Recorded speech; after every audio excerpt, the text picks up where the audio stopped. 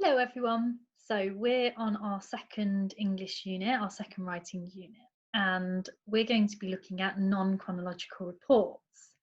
So over the last few weeks, I've really been thinking about all the places that I'd really like to go and all the amazing places that I miss, that maybe I took for granted before, and that inspired me with my non-chronological report. I was also thinking about this because Mr. Hall is reading at the moment on YouTube The Nowhere Emporium. And in this book, the character can go anywhere that they like. So I thought through our non chronological reports, we could really use our imagination and write about some places that we've made up. So they may be based on real places, but we can write non chronological reports about amazing and wonderful places and all the kind of places that we'd like to go when lockdown's over. Okay, so I'm going to share my screen with you because I've done a bit of a PowerPoint to guide us through this. Okay, so the aim of the unit. So our aim of this unit is to write a non-chronological report about a made-up place. So as I've just said. Okay. So I've sent you in your resources the plan for the next few weeks. So this is going to take us all the way up to May half term. So it's about 2.5 weeks worth of work. Okay, so you can have a read through there. It's very similar to the instruction text plan. So we're starting off familiarising ourselves with the text, reading a model text very well, answering questions on that, finding examples of language features in that text. Okay, and then by day 4 and 5, writing your own language features. And then in the next week, going on to planning and writing your own text. Okay, so that's the plan for the next couple of weeks. Okay, so like you did in the first unit, the first thing I want you to do is think about what do you already know about non-chronological reports. So what is their purpose? Why are they written? What layout features do they have? What language features do they have?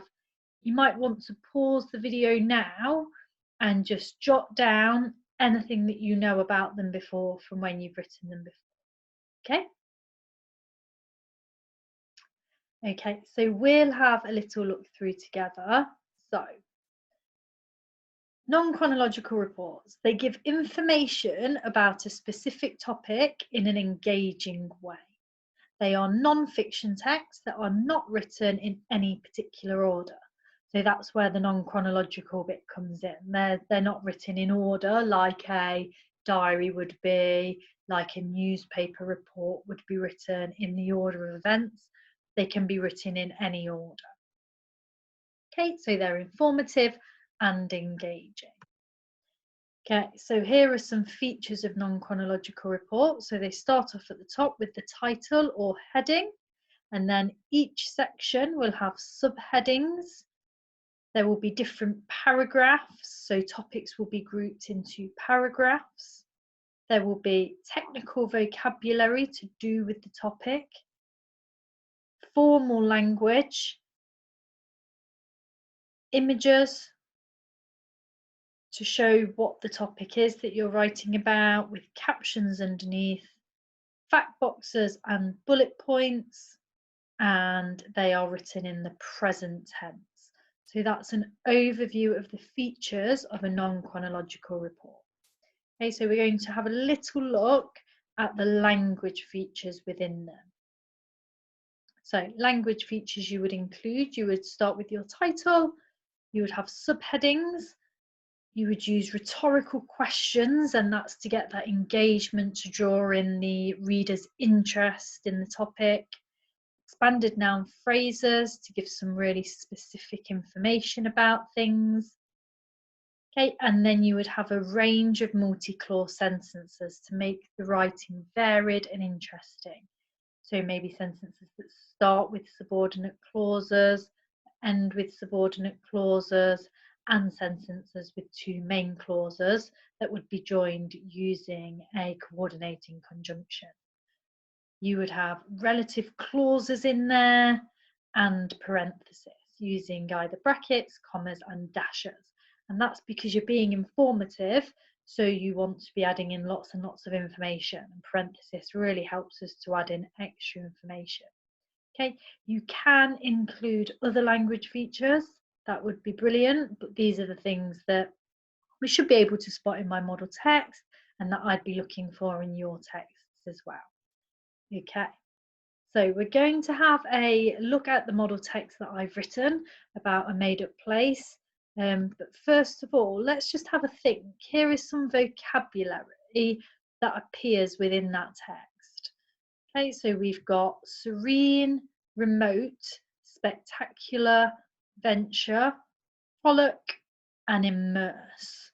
So what I thought you could do, can you think which synonyms on this hand side, on this side here, you can see where my mouse is, which of these synonyms match up to those words?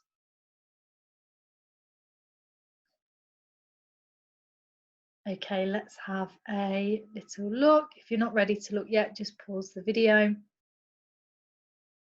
Oh,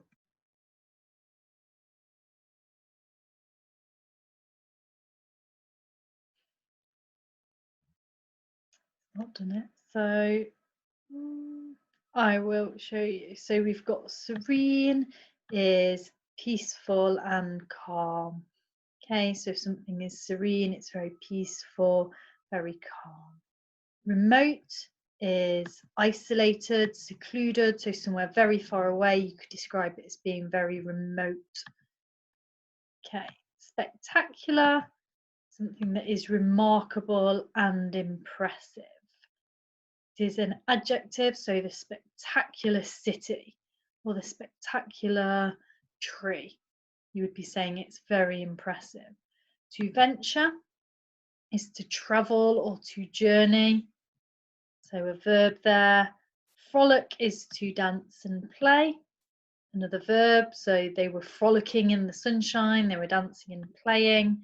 And so immerse, to immerse yourself, to engage, to be absorbed in something. Okay, so all of those words come into the text, they're all in the text. So a bit of information about what those words mean, just to help you out if you didn't know. Okay, so you have been sent the model text, so you can have this up, you can read along with me. It will also be on the screen here. Okay, so I'm going to read it to you, and then what I'd like for today is for you to practice reading that model text. So read it in your head, read it out loud. Okay, so it is a non-chronological report about Serenity Seaside. So you can see the kind of places that I've been missing. Beautiful blue seas, lots of sand. Okay, Serenity Seaside. Serenity Seaside, a beach well known for its beautiful, calming views, is located in the sunniest part of England. Because of the glorious weather, the light turquoise sea sparkles all year around. This wonderful beach, which can only be reached by foot, is in a very remote location, and therefore only a small number of people know about it. Because of this, it is a perfectly peaceful spot, perfect for quietly reading and taking a serene dip in the sea. Do you want to delve deeper into this spectacular sunny seaside? Do you want to find out about the wonders of this magical and calming seaside? Keep reading. Remote location. Set in the most southern tip of Cornwall, 50 miles south of Plymouth, Serenity Seaside is in an extremely isolated location. In fact, the only way to reach the seaside is by travelling on foot for over 10 miles. Because of the seaside's remote location, very few humans venture here, meaning that the beach is brimming with natural beauty. And there you can see a map showing the location of Serenity Seaside.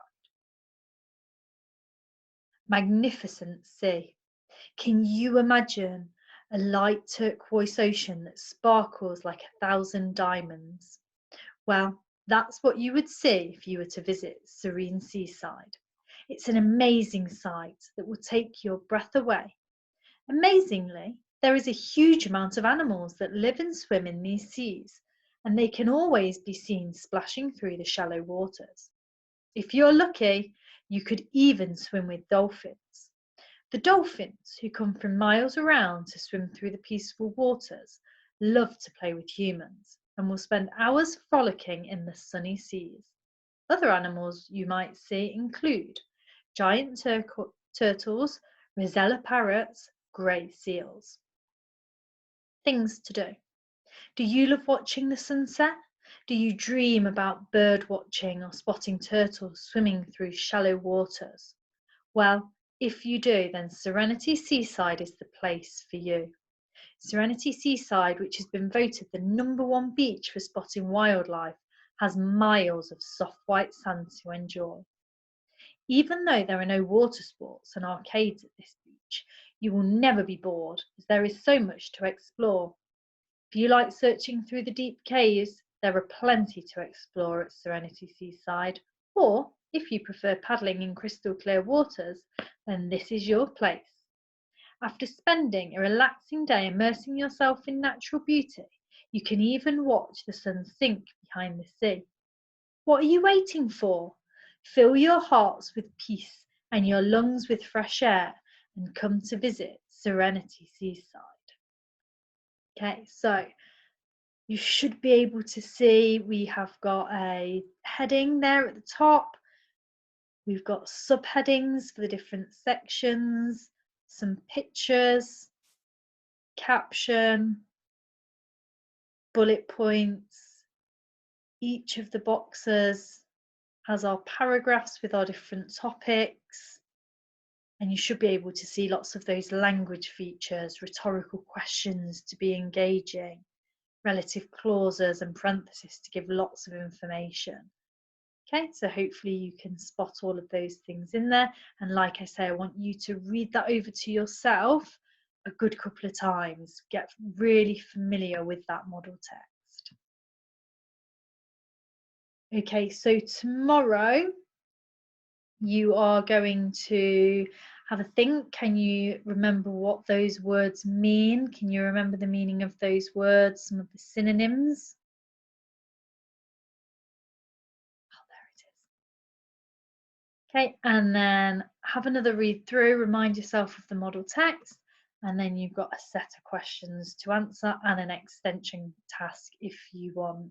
Okay, so you've got a range of inference, vocabulary, and lots of retrieval questions in there to make sure you know the task really well.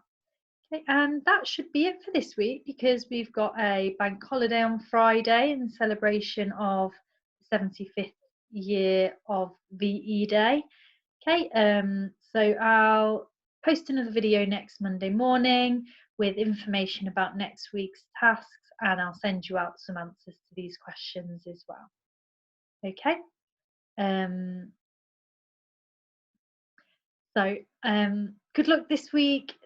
Let me know if you've got any questions, but really it's just about reading through that text, getting to know it really well, and maybe even starting to generate some ideas of your own. Okay, right. Take care. Bye bye.